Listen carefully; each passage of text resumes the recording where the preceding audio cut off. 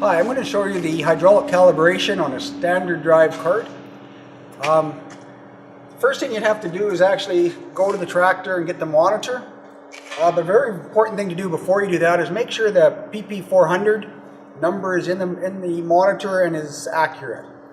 Okay, so then you bring the monitor back. There is a mount for it, back on the tank here, and a power cord. So install the monitor into the bracket.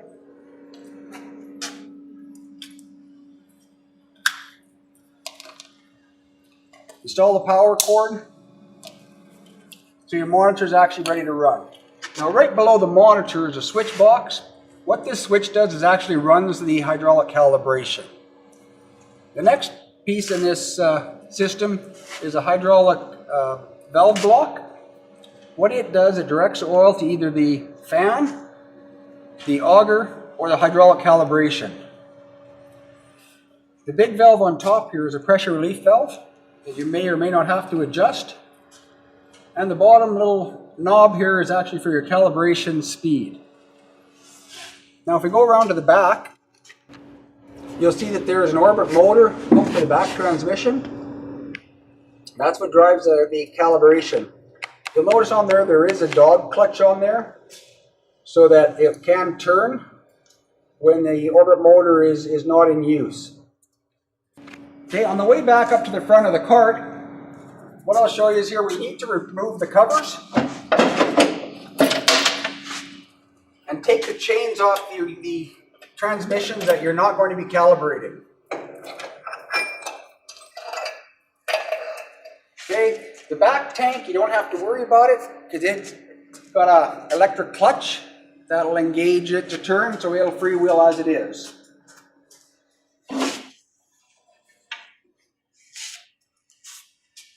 Okay, the next thing you're going to want to do is come to the chart and decide what you need to do for the product you're putting in. So in this case, we're going to go to wheat. And we know wheat is a direct drive. Okay, if it was canola or something like that, we'd use a slow speed drive. And the way you adjust that is with a hairpin that's located in the transmission. For direct drive, it's on this shaft here. For slow speed, it's on this shaft. It's got a decal here that tells you which place is which.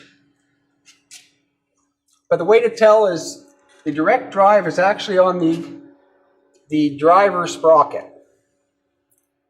Okay, so we need to be in direct drive. We look in here, and the hairpin is in the direct drive shaft.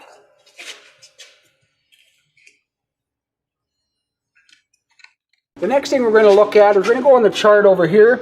We're going to find wheat. We see that it's the W line, but it says we need a medium seed plate.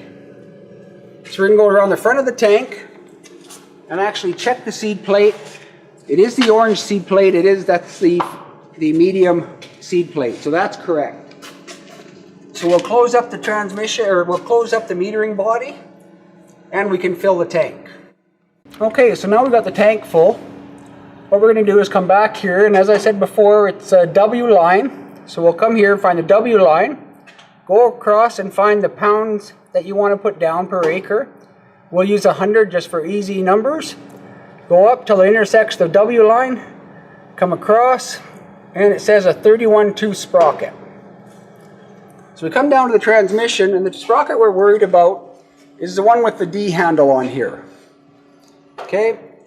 We look at this one, and it is a 31 tooth, so we're fine to start our calibrations. So we're going to put the cover back up.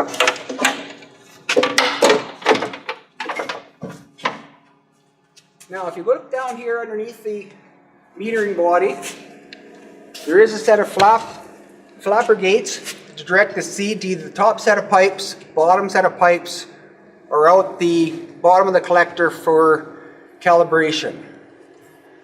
So if you look, there is a decal in there, but we know that it's pulling it out towards the outside of the machine, directs the product to the bottom or into the sample tray. So we got that set. This here is our sample tray. We've slid it into place. Okay. So we are ready to calibrate. Okay, so we're back up here at the monitor. We're going to turn it on. It's going to go through its self-diagnostics. And then it comes up with basically the home screen. We're going to hit menu. We're going to scroll down with the arrow button until we get to rate calibration. Then we hit select. You can see it's already on shaft 1 calibration. It does say shaft 2 view. Don't worry about that. What we're worried about is the shaft 1 calibration. So now I've got the monitor ready to go. We come down to this hydraulic block and switch it to the calibration, which it shows on the decal where to put it. Then we can come up and actually run the calibration switch to prime the metering wheels. Now if you find they're turning too slow, you can actually turn this valve to speed them up.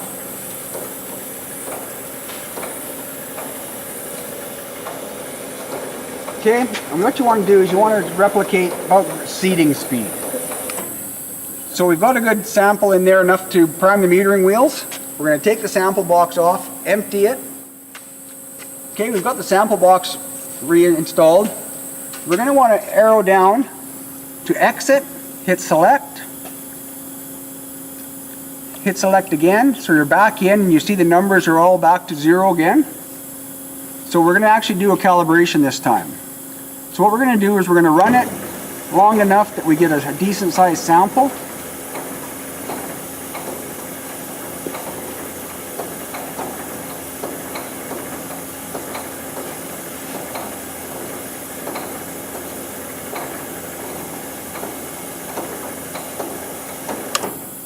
Okay, that should be plenty. It's 12 revolutions. It's 1/3 of an acre.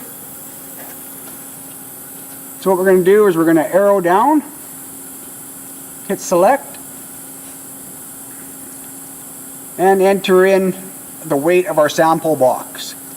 Less the weight of the box itself. You enter the weight by using the arrows.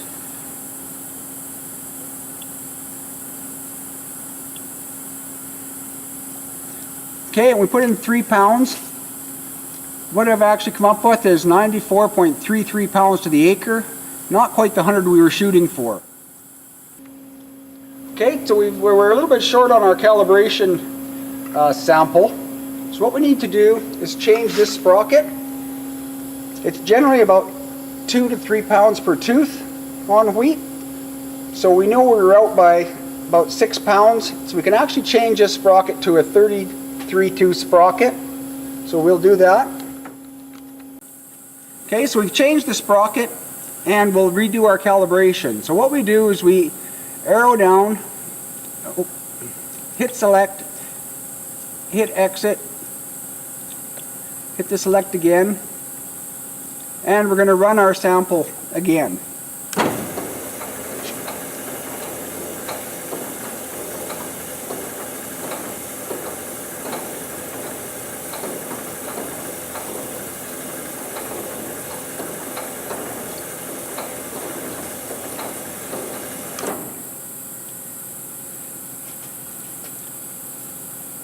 Okay, so we'll go and weigh our sample tray again.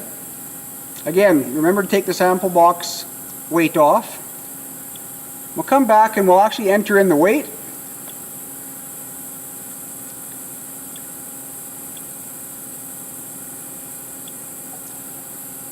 .8 pounds. So we are just over the 100 pounds that we were looking for. We're at 101.08. We could do it again to get it back down, but for 100 pounds of wheat, I think 1 pound is close enough. Hit exit, and we can carry on to the other tanks.